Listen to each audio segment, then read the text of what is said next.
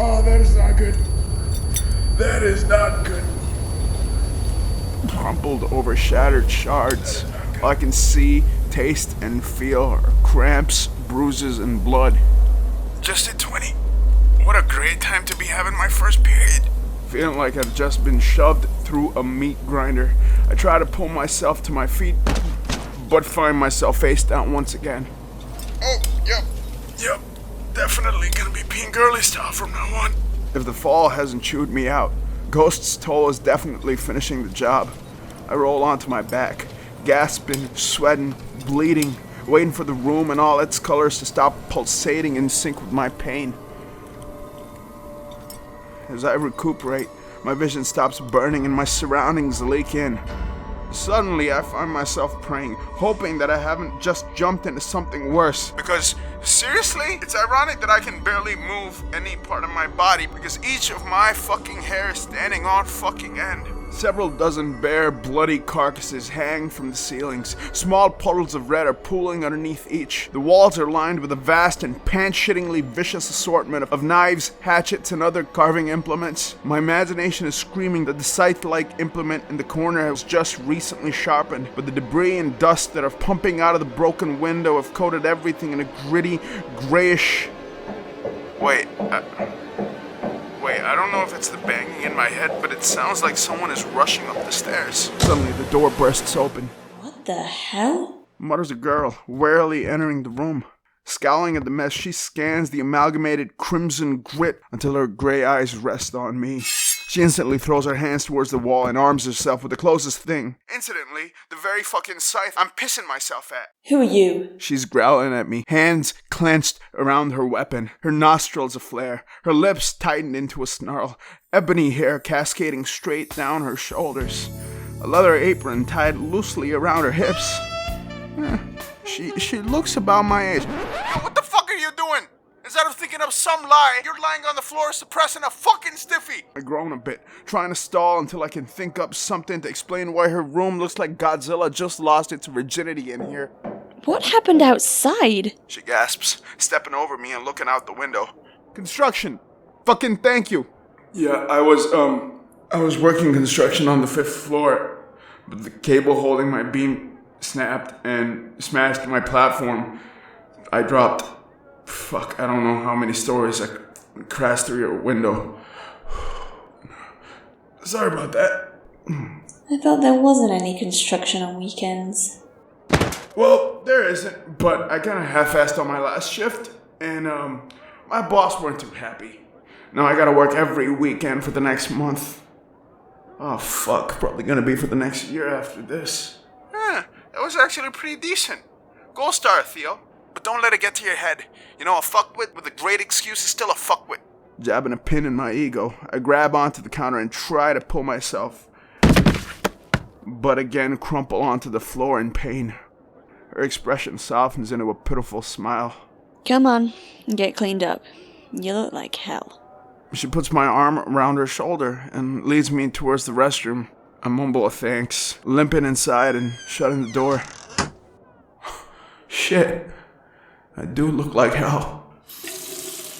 I'm completely caked in a layer of dust, blood-sweated beads of glass gnawing into my cheeks, elbows, and knees. My lip is torn in several places. I raise a hand to pull the shards out of my face and almost scream in shock, because my severely bruised pinky is protruding backwards at a very, very unhealthy angle. Cursing that my luck only extended to bringing me within pissing distance of a latrine, I steel myself and grab a hold of my mangled digit and prepare to shit myself. You alright? I just relocated my finger, okay? Just cut me some slack. You were right. Fucking look like hell. I shakily grin back as I start picking out the gravel and glass bits from my face. None of this shit would have happened if those dickwad enforcers weren't patrolling the streets. Water tainted with red and gray swirls and disappears down the sink. I look up into the mirror and sigh at my clean-ish reflection. Could have been much worse. Although my lips are pretty badly torn up, there are only a few minor scratches on my face. They shouldn't scar. Nothing like Oshido's handiwork, which only cost me a decade of nightmares and a lazy eye. Sick of the ridicule and being called droopy, I grew my hair out to hide it. but even my unnaturally pale hair left me with the name Whitehead. Well, at least I can hide up my scratched up face.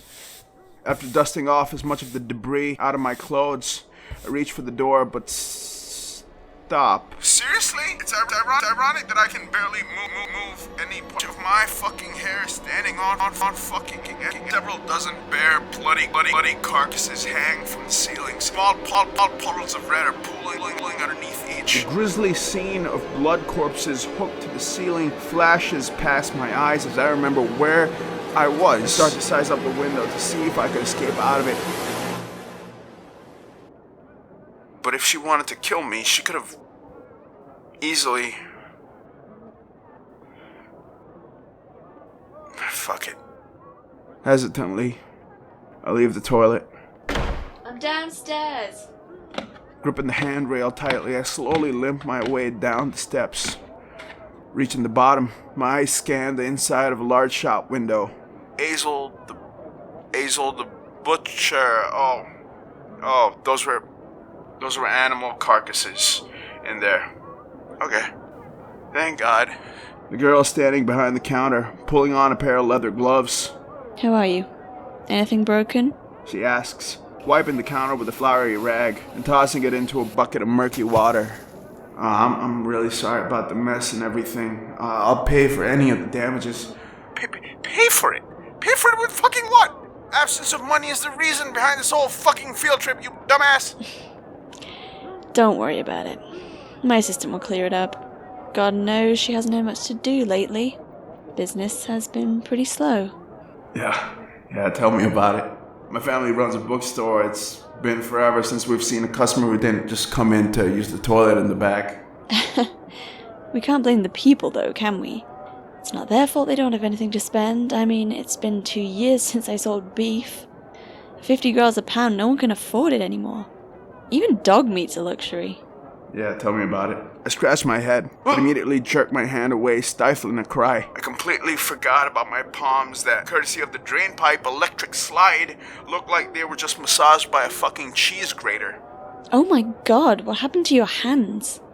No, I've had worse. Don't worry about it. She's already ducked behind the counter and pulled out a small box. She grabbed some bandages and a tube of ointment, but before she can give it to me, a large crack splits into the butchery window. I can't tell what caused it, but the street outside is completely packed. I thought my ears were still ringing from the fall, but now that everything's calmed down, I realize it's the din outside. People look really riled up.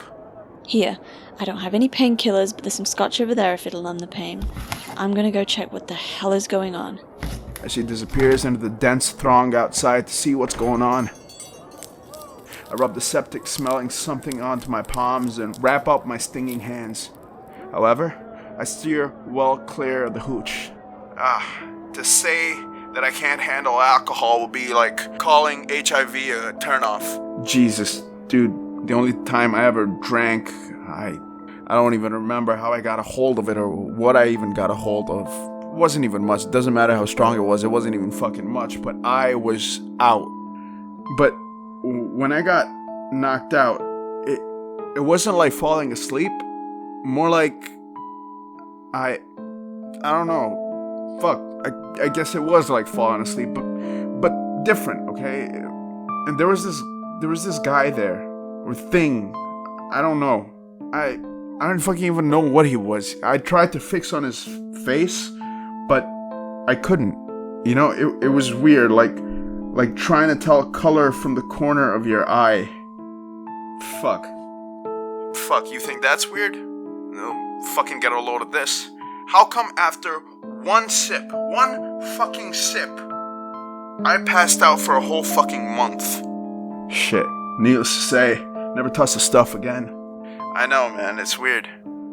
But then again, after everything I've told you about myself, does anything sound normal? The girl re-enters the shop, looking flustered. That stupid wall needs to come down. Wall?